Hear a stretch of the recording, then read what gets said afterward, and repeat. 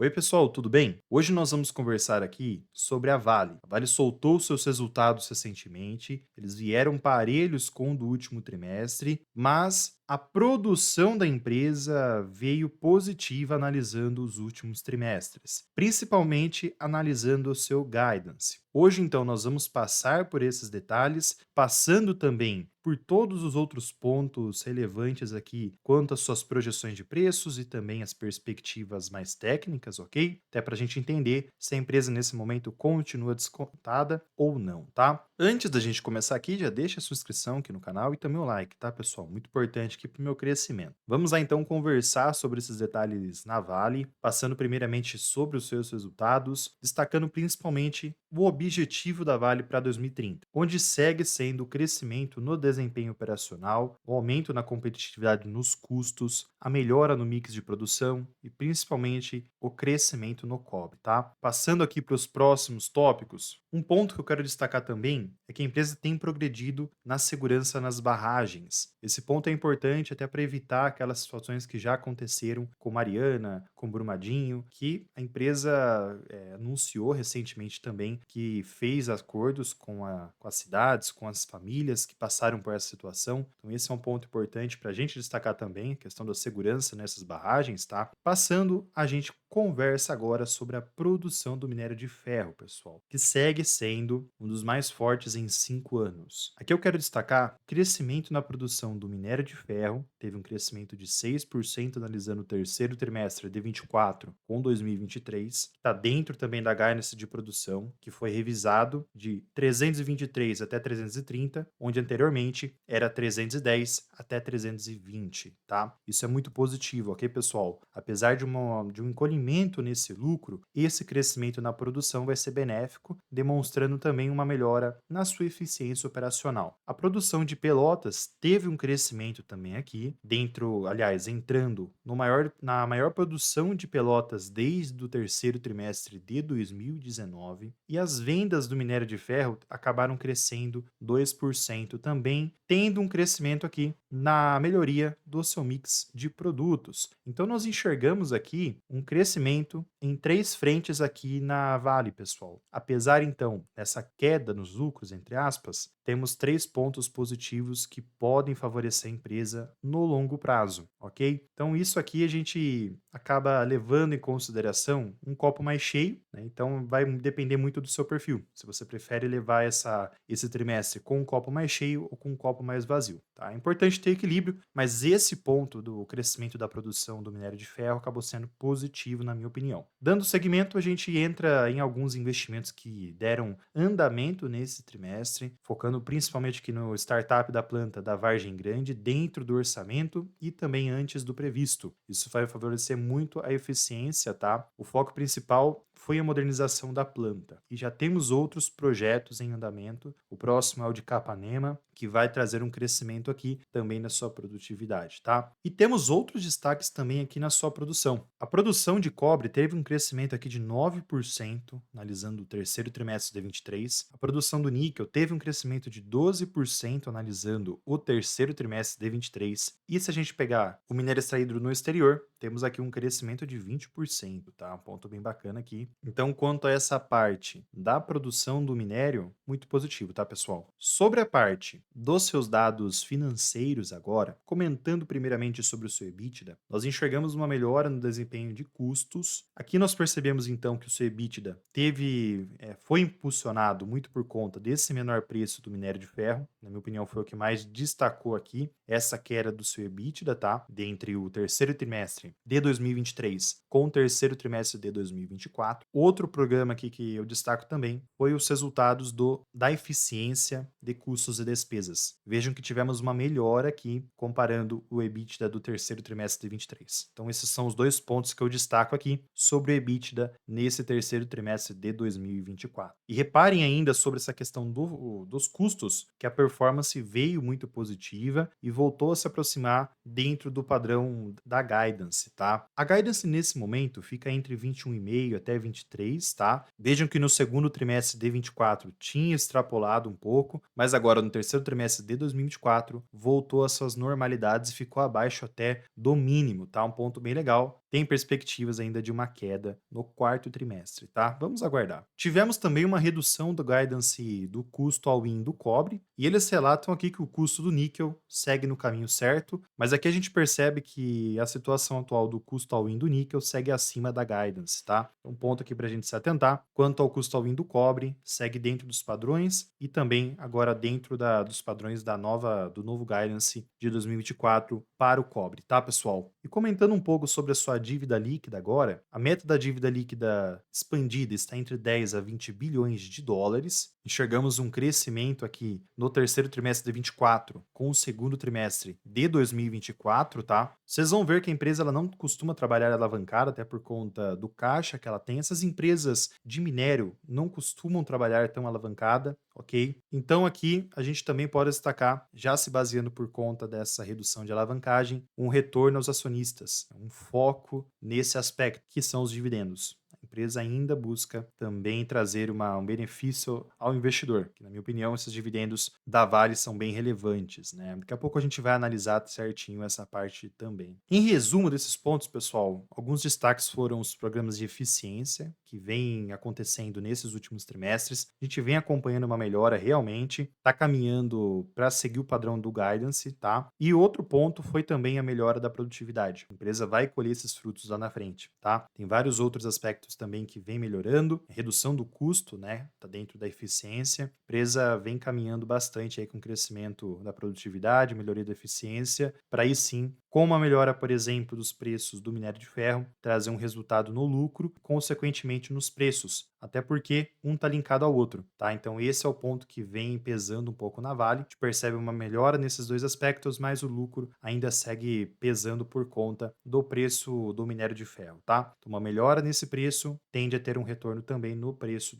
da Vale, tá? Vamos então analisar a situação atual da Vale quanto aos seus preços, né? Primeiramente passando sobre a sua receita líquida. Reparem que trimestralmente a empresa segue estável nesses últimos 4 trimestres, considerando o primeiro trimestre aqui de 2024, tá? Que veio abaixo, mas nós percebemos aqui que vem tendo uma melhora na sua receita. Isso vem por conta dos aspectos que eu acabei de relatar para vocês, tá? Nos tópicos atrás. Bom, anualmente percebemos uma melhora nos últimos 12 meses, tá? A empresa vem trabalhando de forma mais lateralizada, né, nessa parte da receita, e a gente entra agora na diversificação das receitas, né? O destaque ainda é a China, pegando 50% aqui da receita da Vale. E quanto ao seu lucro agora, pessoal, a gente percebe que nesses últimos 2 trimestres, os lucros praticamente caminham de lado, tá? Desconsiderando o primeiro trimestre de 24, a empresa vem caminhando de lado com esses lucros, até por conta da situação do minério de ferro, tá? Se a gente pegar os resultados anualizados aqui no lucro, fica nítido essa queda, né? Até por conta dos momentos anteriores, de anos anteriores, serem bem acima do normal. E temos um gráfico também aqui no scanner da bolsa, pessoal, que ele faz uma correlação da seguinte situação. Ele pega os últimos 12 meses de cada trimestre. A gente percebe que nesse compilado de 12 meses, a empresa vem melhorando. Então esse é um ponto bacana também para a gente analisar aqui. Outro ponto importante também, pessoal, é quanto à sua margem líquida, que segue também com uma margem interessante. Vejam como 2021 e 2022 ficou bem acima da sua média, pessoal. Nesses momentos não é muito interessante fazer aportes, pelo menos na minha opinião, até por conta da empresa estar bem cara. Você pode até receber bons dividendos, ter um retorno nesse sentido, mas no longo prazo você pode sofrer em prazos maiores aí quando a empresa encolhe. No caso, quando a commodity encolhe, tá? No caso aqui é o minério de ferro. Então aqui, pessoal, a gente percebe que a empresa está trabalhando acima da sua média histórica, mas praticamente segue o seu padrão desses últimos 10 anos aqui, tá? Saindo dessa parte, agora nós entramos nos seus dividendos. Dividendos esses que a empresa vem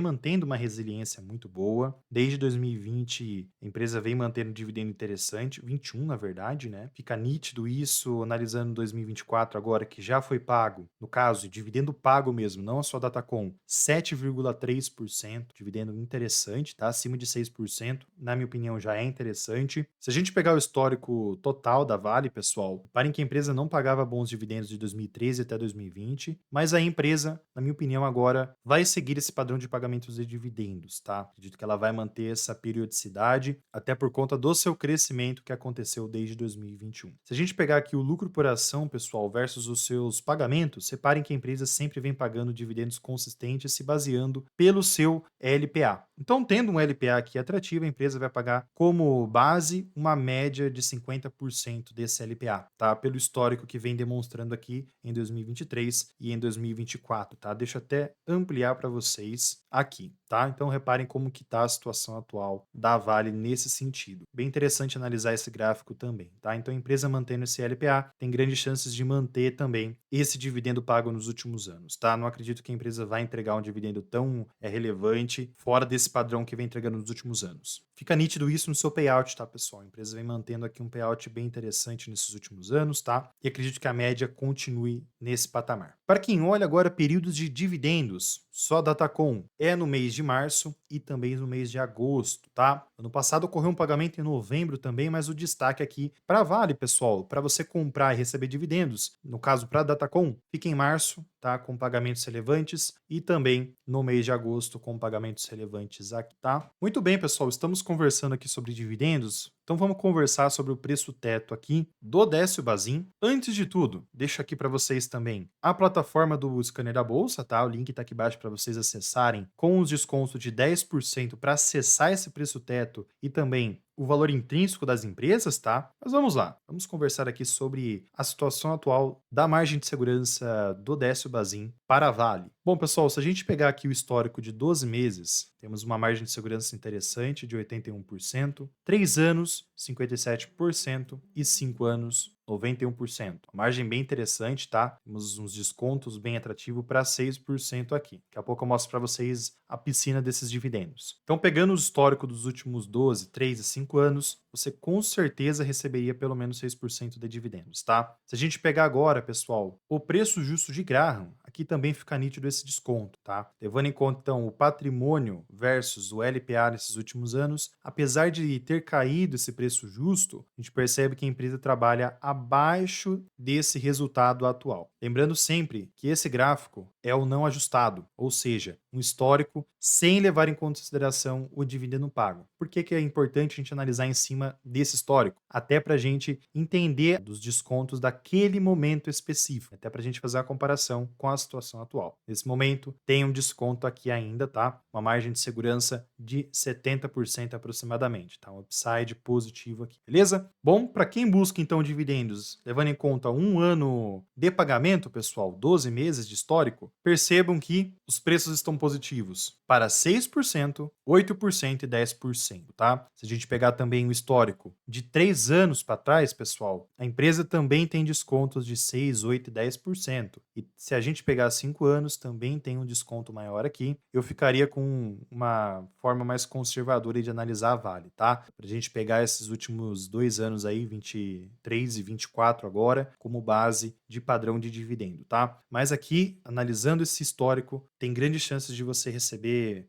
mais de 6, 7% de dividendos tranquilamente, dependendo do momento que você comprar a Vale, tá? A empresa segue bem descontada, principalmente por conta do minério que vem caindo aí, vem trabalhando de forma lateralizada, tá? Até trazendo já para vocês, vejam que o gráfico do minério de ferro segue nessa região de suporte muito importante, tá? Fica bem próximo aqui aos R$ 100, aos 97, tá? Essa região vem segurando os preços. Reparem como que esse último mês que a China anunciou o incentivo, teve uma reversão bem nessa região. Nesse mês teve uma queda de novo, mas ainda segue ainda nessa parte de resistência, tá? De suporte, aliás. Então, praticamente, pessoal, gráfico lateralizado aqui, entre os 116 aos 100 dólares, vamos considerar aqui, tá? Isso analisando o minério de ferro do seu contrato futuro, beleza? Tendo mudanças aqui, a gente vem trazer uma atualização de forma mais detalhada, tá? E é incrível como que é a correlação do minério de ferro com a Vale, né, pessoal? Vejam que esse aqui é o gráfico do minério de ferro, tá? E esse aqui é o gráfico da Vale de 2015 até o momento. Praticamente igual, tá, pessoal? Por que eu tô fazendo essa correlação? Até para você sempre analisar a situação atual desse minério de ferro. Enquanto não sair dessa região, pessoal, dificilmente a gente vai ver a Vale caminhando, tá? tá? Na minha opinião, tem muita correlação aqui, beleza? Mas apesar disso tudo, a Vale ela vem tendo um crescimento nesses últimos dias, tá? Nesses últimos meses, principalmente no mês do incentivo da China, tá? Que na minha opinião, para curto prazo é positivo, para o longo prazo, não acredito que vai ter um retorno tão relevante assim, tá? E trazendo agora uma análise técnica sobre a Vale, pessoal. Bom, a sua média dos preços dos últimos 20 meses está inclinando mais para baixo, tá? A empresa ainda segue nessa lateralidade praticamente, tá? Vamos ver como é que vai ser nesses próximos meses aqui, mas nesse último mês acabou ficando positivo aqui os preços da Vale. Reparem que se a gente pegar esse movimento aqui, os preços ficaram bem na última resistência de Fibonacci aqui, beleza? No último suporte. Ok, pessoal? Mas, por conta da Vale estar nessa região de lateralidade, reparem que nesse movimento a empresa acabou sendo afetada aqui em duas regiões, 63 e 65, que são resistências aqui desse movimento maior, beleza? Caso a empresa consiga ultrapassar essas regiões, pode vir buscar 69 e depois o 72, que são regiões importantes também, e são resistências muito fortes, tá? Se a empresa vir a cair, pessoal, reparem que tem algumas regiões aqui que a empresa já chegou e teve esse retorno, que foi a 55 e 72, depois 54 e 55, tá? Conforme os movimentos vão acontecendo, eu vou reajustando, até para a gente identificar a melhor projeção de Fibonacci aqui, beleza? Fibonacci nunca erra nesse caso. Tem essa região também do 53 e 55, que é muito forte, pessoal. É um suporte muito relevante que segurou os preços em vários outros momentos aqui, tá? Então dá para a gente destacar essa região próximo do 53, é muito importante ficar atento, tá? Como já aconteceu em momentos anteriores. Reparem que em 4 momentos que chegou próximo a essa região, a empresa retornou. Se concretizar esse rompimento, pessoal, pode vir buscar outras projeções aqui, mas vamos aguardar a situação atual da empresa, que nesse momento segue mais próximo à média dos preços dos últimos 20 meses do que nessa região dos 53 e 55. Veja no seu gráfico semanal agora a situação atual da Vale. Tá? Reparem como que na última semana a empresa veio buscar o suporte aqui do de Fibonacci, que é 59,25, e retornou na mesma semana. Isso aqui foi muito interessante, tá, pessoal? Esse movimento, ok? Nesse momento, podemos enxergar aqui uma continuação, mas vai ter que entrar volume, né? Apesar desse movimento aqui, vejam que o volume foi abaixo da média dessas últimas 4 semanas, tá? Então vamos ficar de olho, talvez realmente a empresa pode caminhar mais de lado aqui nessas próximas semanas, até por conta do cenário fiscal, esse cenário macro também vem atrapalhando bastante as empresas, tá? Mas apesar dessas movimentações, a gente pode enxergar aqui uma oportunidade para quem quer receber dividendo, por exemplo, igual eu trouxe para vocês, a empresa tem grandes chances aí de pagar 6, 7% de dividendos nesse momento, tá? Lembrando aqui, não é nenhuma recomendação de compra ou de venda, tá bom, pessoal? Apenas uma análise em cima de todos os dados que a gente vem analisando nesses últimos meses aí, tudo bem? Passando pelo seu histórico fundamentalista, pelos seus indicadores, bom, a Vale nesse momento está 5,8, tá? Está abaixo da sua média histórica que é 11,9, está atrás aqui da câmera, tá? A empresa vem trabalhando abaixo, por exemplo, desde 2021, está bem descontado nesse sentido. Preço sobre receitas abaixo da sua média histórica. A última vez que aconteceu isso foi em 2021 também, tá? Correram desde 2017 dois momentos, 21 e agora, tá? Sobre os preços versus a receita. PVP também tem esse desconto. Desde 2018, o PVP não chegava abaixo da sua média histórica, tá? Se a gente pegar agora o ROI, está próximo aqui também a sua média, está em 23, teve uma queda, mas tem um ROI atrativo, tá, pessoal? Vejam como 21 e 22 foi bem acima da média, né? Um ponto até para a gente se atentar quanto ao time da empresa. Passando para a margem EBITDA, uma empresa que tem uma margem EBITDA muito boa. Se a gente pegar e ver sobre a EBITDA,